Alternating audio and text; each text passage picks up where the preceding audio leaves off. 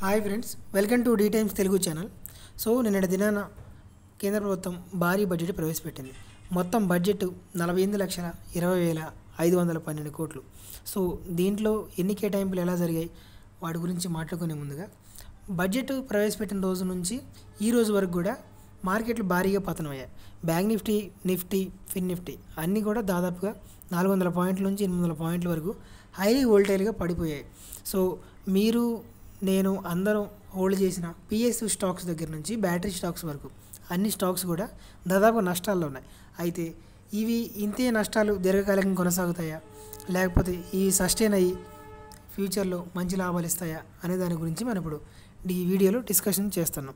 అదేవిధంగా option trading మీద tax ఎంత, ఫ్యూచర్లో ఇంకా పెరగబోయే సెక్టార్లు ఏంది, పిఎస్యు స్టాక్స్ ఇప్పుడు అమ్మాలా ఉంచుకోవాలా అనేది కూడా మనం తెలుసుకుందాం.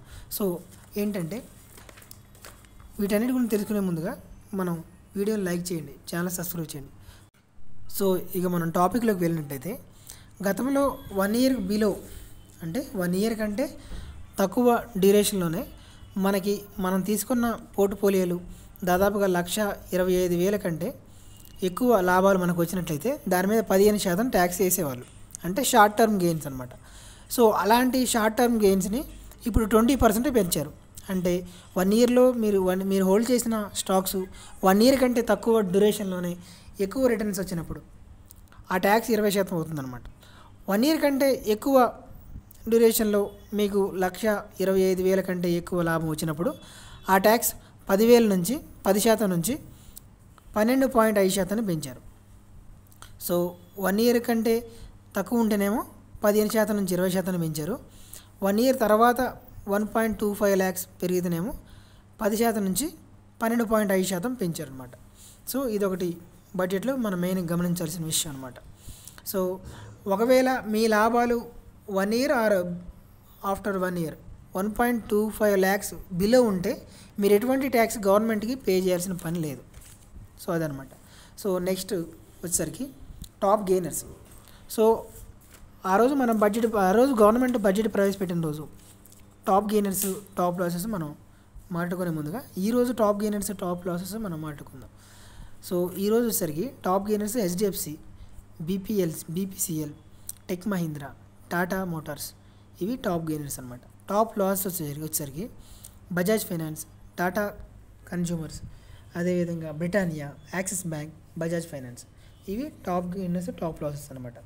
అదేవిధంగా ఇక ఆప్షన్ ట్రేడింగ్ మీద కూడా ట్యాక్స్ పెంచారు. సో ఆప్షన్ ట్రేడింగ్ మీద ట్యాక్స్ ఎంత పెంచారంటే, గతంలో 0.062% ఆప్షన్ ట్రేడింగ్ మీద ట్యాక్స్ ఉండేది. సో ఇప్పుడు ఆ 0.062% నుంచి 0.1%కి పెంచారు. ఇంక నెక్స్ట్ ఫ్యూచర్స్ మీద గతంలో 0.012% ఉన్న ట్యాక్స్ కాస్త ఇప్పుడు 0.02%కి పెంచారు. సో టోటల్ బడ్జెట్లో మెయిన్ శాఖలైనటువంటి రక్షణ, వ్యవసాయం, మహిళా శిశు సంక్షేమం, రైల్వే, గ్రామీణాభివృద్ధికి భారీగా కేటాయింపులు జరిగాయి. సో అందులో రక్షణ శాఖకి 6.22 లక్షల కోట్లు, వ్యవసాయ రంగానికి 1.52 లక్షల కోట్లు, మహిళా సంక్షేమానికి 3 లక్షల కోట్లు, రైల్వే వ్యవస్థకి 2.62 లక్షల కోట్లు, గ్రామీణాభివృద్ధికి 1.77 లక్షల కోట్లు కేటాయింపులు జరిగాయి. ఇక నెక్స్ట్ విషయం మనం మాట్లాడుకున్నట్లయితే, పిఎస్యు స్టాక్స్ అంటే గవర్నమెంట్ సెక్టార్ అయిన స్టాక్స్, హెచ్సిఎల్ కాడ నుంచి పంజాబ్ నేషనల్ బ్యాంక్ అండ్ ఇంకా బ్యాంక్ స్టాక్స్, అన్ని బ్యాంక్ స్టాక్స్ వరకు కూడా కొంచెం నష్టాలు చవిచూసాయి. అయినప్పటికీ గవర్నమెంట్ స్టాక్స్ నష్టాలు చవిచూసినప్పటికీ ఫ్యూచర్లో అంటే లాంగ్ టర్మ్లో ఇవి ఇలాగే నష్టాలు కొనసాగుతాయంటే కాదని చెప్పాలి. ఎందుకంటే కొంచెం ముదుపర్లు పొదుపుగా భావించారు. ఈ ట్యాక్స్ విధానం ఏ విధంగా ఉంటుంది, ఇంకా ఎన్ని మోదాలు ఎన్ని ఖేదాలు రాబోతున్నాయి అనే దాని మీద పొదుపుగా ఆలోచించి ఇన్వెస్టర్లు ఎవరు భారీగా ఇన్వెస్ట్ చేయడానికి ముందుకు రాలేదు. కొంతమంది డిస్ఇన్వెస్ట్మెంట్ కూడా చేశారు. సో అందువల్ల మార్కెట్లు భారీగా పతనమయ్యాయి. సో ఇంకా రాబోయే సెక్టార్లలో గవర్నమెంట్ స్టాక్స్ పెరుగుతాయి. ఎందుకంటే రైల్వేకి భారీ బడ్జెట్ కేటాయించారు. అండ్ ఎనర్జీ కన్జంప్షన్ కూడా రాను పెరుగుతుంది. కాబట్టి గ్రీన్ ఎనర్జీ అయినా, ఇప్పుడు సోలార్ ఎనర్జీ అయినా పెరగబోతుంది. సో అందువల్ల అటువంటి స్టాక్స్ కూడా పెరిగే అవకాశం ఉంటుంది. సో ఈ ఒకవేళ డౌన్ అయినా కానీ, ఈ షార్ట్ టర్మ్ డౌన్ అయినా కానీ, లాంగ్ టర్మ్లో మాత్రం ఇవి డౌన్ అయ్యడానికి అవకాశాలు ఏమీ లేదనమాట. సో అందువల్ల మీరు తీసుకున్న స్టాక్స్ పిఎస్యూ స్టాక్స్ అయినా, గవర్నమెంట్ బ్యాంక్ స్టాక్స్ అయినా, గ్రీన్ ఎనర్జీ స్టాక్స్ అయినా, సోలార్ స్టాక్స్ అయినా, ఏ స్టాక్స్ అయినా కానీ మీరు నీట్గా హోల్డ్ చేసుకొని ఉంచుకోవచ్చు. ఎటువంటి భయపడాల్సిన పని లేదు. సో ఇంకా అదనంగా పెరగబోయే సెక్టార్ల గురించి మనం మాట్లాడుకున్నట్లయితే మనకు మెయిన్గా కనబడే సెక్టార్ ఏంటంటే వ్యవసాయం. వ్యవసాయంలో ఇంకా కొత్త అభివృద్ధి తీసుకురావాలి అంటే దాదాపు ఇజ్రాయెల్ లాంటి టెక్నాలజీ తీసుకురావాలనేది కేంద్ర ప్రభుత్వం యోచిస్తుంది. సో దానికోసం భారీగా వ్యవసాయ స్టాక్స్ పెరగబోతున్నాయి అనేది మనం ముందుగా గ్రహించబోయే విషయం. సో వ్యవసాయానికి దాదాపుగా 1.52 లక్షల కోట్లు కేటాయించారు. ప్రైవేటు రంగాన్ని కూడా వ్యవసాయంలో భాగస్వామ్యం చేశారు. ప్రతి వ్యవసాయంలో దాదాపు 1 కోటి మంది రైతులు ఉన్నారు. వీళ్ళందరికీ చేదోడు వాదోడుగా ఉండే విధంగా కొత్త మిషనరీ ఎక్విప్మెంట్ తయారు చేయడానికి కొన్ని కంపెనీస్ కూడా ఆర్డర్స్ ఇచ్చారు. దాదాపు 400 జిల్లాల్లో డిఐపి ద్వారా ఖరీఫ్ పంటల డిజిటల్ సర్వే నిర్వహిస్తున్నారు అన్నమాట. సో ఇలాంటి కొత్త ప్రోత్సాహకాలు కూడా గవర్నమెంట్ ముందుంచింది.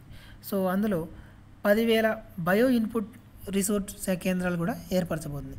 వచ్చే 2 ఏళ్లలో దేశవ్యాప్తంగా 1 కోటి మంది రైతులను సర్టిఫికేషన్ బ్రాండ్తో కూడిన ప్రకృతి వ్యవసాయం దిశగా ప్రోత్సహించాలని గవర్నమెంట్ యోచిస్తుంది. సో ఆసక్తి కలిగిన గ్రామ పంచాయతీల ద్వారా దీని అమలుకు దాదాపు 10,000 అవసరాధిత బయో ఇన్పుట్ రిసోర్స్ కేంద్రాలు కూడా ఏర్పరచబోతుంది. సో అందువల్ల ఈ green energy stocks, solar stocks, battery stocks, అదేవిధంగా వ్యవసాయ స్టాక్స్, అదనంగా వ్యవసాయ స్టాక్స్ అనమాట, వ్యవసాయం సంబంధించిన అగ్రికల్చర్ స్టాక్స్ కూడా మీరు చూసి ఆ బ్యాలెన్స్ షీట్ వెరిఫై చేసి దాంట్లో కూడా మీరు ఇన్వెస్ట్ చేసుకుంటే మంచి అవకాశం ఉంటుంది. సో నేను కూడా నెక్స్ట్ రాబోయే వీడియోలో బెస్ట్ వ్యవసాయ స్టాక్స్ ఏవి ఉన్నాయి అంటే ఈ అగ్రికల్చర్ సంబంధించిన స్టాక్స్ రాబోయే కాలానికి పెరగబోయే బెస్ట్ ఇవి ఏ ఉన్నాయి అనేది నేను అనాలిసిస్ చేసి వీడియో తయారు చేశాను అనమాట. అండ్ సో ఇంకోటి ఏంటంటే దాదాపుగా అందరూ ట్రేడింగ్ చేస్తూ ఉంటారు వివిధ యాప్ల నుంచి. సో నేను యూజ్ చేసే యాప్ ఏంటంటే ఏంజల్ వన్. ఇది ఇంటర్ఫేస్ చాలా ఈజీగా ఉంటుంది కాబట్టి నేను ఇది అందరికీ రికమెండ్ చేస్తున్నాను. ఒకవేళ మీరు కూడా ఈ యాప్ యూజ్ చేయాలంటే నేను డిస్క్రిప్షన్లో అండ్ కామెంట్లో లింక్ ఇస్తాను. దాని ద్వారా మీరు డౌన్లోడ్ చేసుకోండి. ఛానల్కి కూడా సపోర్టివ్గా ఉంటుందన్నమాట. సో నెక్స్ట్ వీడియో కోసం వీడియోని లైక్ చేయండి, షేర్ చేయండి, సబ్స్క్రైబ్ చేయండి. Thank you.